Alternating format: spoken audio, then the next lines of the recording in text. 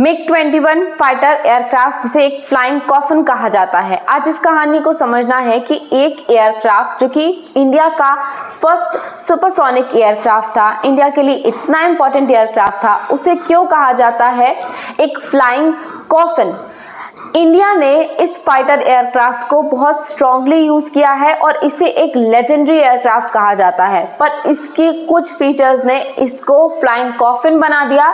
एक window maker बना दिया। ऐसी बहुत सारे पायलट्स हैं जो इसमें मर चुके हैं और इसकी ही वजह से इस पर्टिकुलर MiG-21 फाइटर एयरक्राफ्ट को विडो मेकर कहा जाता है, जिसने कई सारी विधवाएं बना दी। अब MiG-21 फाइटर एयरक्राफ्ट की कहानी शुरू होती है जब इंडियन एयरफोर्स ने इसको लिया था।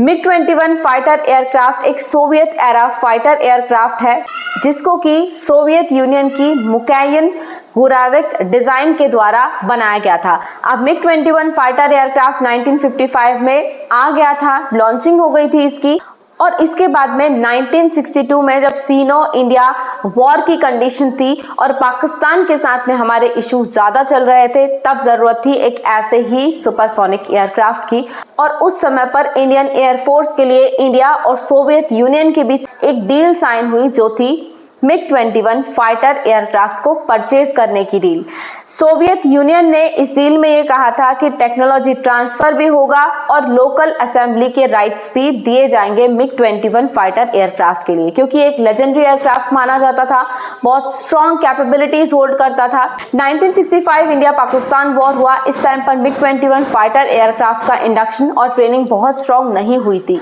और इसलिए इंडियन एयरफोर्स ने इसका लिमिटेड यूज किया। बट क्योंकि इंडियन एयरफोर्स को ये पर्टिकुलर एयरक्राफ्ट पसंद आया था और इसकी उस समय पर कैपेसिटीज और एबिलिटीज काफी अच्छी हुआ करती थी, इसलिए इसके पॉजिटिव फीडबैक को देखते हुए MiG-21 फाइटर एयरक्राफ्ट के प्रोडक्शन को भी बढ़ा दिया गया और इसका जो अवेलेबिलिटी है भारत में उसको भी बढ़ा दिया गया। ऐसा करके MiG-21 फाइटर एयरक्राफ्ट इंडिया में करीबन 1200 से भी ज्यादा हो गए और MiG-21 फाइटर एयरक्राफ्ट सबसे ज्यादा लॉन्ग स्टैंडिंग यूजेबल एयरक्राफ्ट रहा है इंडिया का, जिसका सबसे ज्यादा यूज भारत में अब तक किया गया है।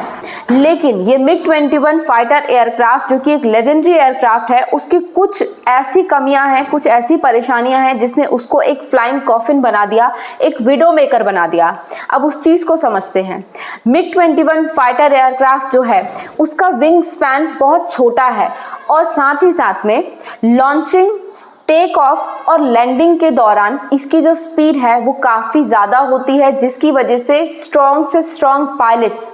ट्रेनिंग वाले पायलट्स, ट्रेनी पायलट्स को तो छोड़िए, इवन जो वेटरन्स हैं जिनके पास में स्ट्रॉन्ग कैपेबिलिटीज और नॉलेज है, एक्सपीरियंस है इसे यूज करने का, वो भी इस पर से अपना कंट्रोल लूज कर देते हैं और ये एयरक्राफ्ट क्रैश हो जाता है। अब MiG-21 फाइटर एयरक्राफ्ट की इक्विपमेंट फेलियर रेट भी बहुत ज़्यादा है, इसमें एडवांस टेक्नोलॉजीज भी नहीं है और साथ ही साथ में जो MiG-21 फाइटर एयरक्राफ्ट है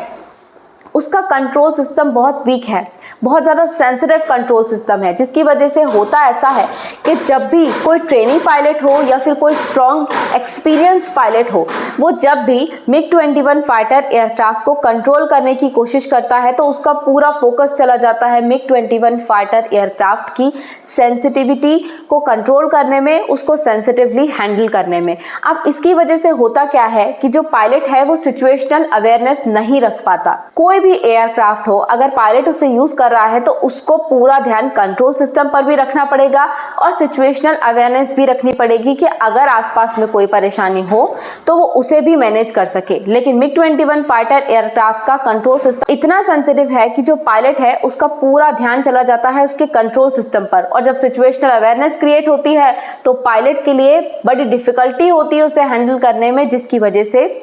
जैसे ही पायलट सिचुएशनली अवेयर होने की कोशिश करता है इसका कंट्रोल सिस्टम फेल हो जाता है, इक्विपमेंट्स फेल हो जाती हैं और ये क्रैश होने लगता है और इसके वजह से पायलट को इजेक्ट आउट करने का टाइम भी अच्छे से नहीं मिल पाता और ये जो MiG-21 फाइटर एयरक्राफ्ट है ये फेल हो जाता है और इसमें कई सारे पायलट्स मर जाते हैं। अब तक 200 से ज़्यादा पायलट्स, 50 के आसपास सिविलियंस MiG-21 फाइटर एयरक्राफ्ट की वजह से मर चुके हैं। इसके अलावा इसके जो सेफ्टी फीचर्स है, सोफिस्टिकेटेड सेफ्टी फीचर्स हैं, वो बहुत लिमिटेड एक्सटेंट में अवेलेबल हैं, जिसकी वजह से पायलट्स का इसको मैनेज करना, इवन अच्छे एक्सपीरियंस पायलट को भी MiG-21 फाइटर एयरक्राफ्ट को मैनेज करने में काफ़ी डिफिकल्टी होती है और ये कई बार ट्रेनिंग के दौरान फेल हो जाता है। बट क्योंकि MiG-21 फाइटर एयरक्राफ्ट एक फ्लाइंग कॉफिन बन चुका है, इसीलिए इंडियन एयरफोर्स ने ये डिसाइड किया कि बाय 2025 इसको फेज आउट कर दिया जाएगा MiG-21 फाइटर एयरक्राफ्ट को। और फिलहाल में अब हमारे पास में इससे भी ज़्यादा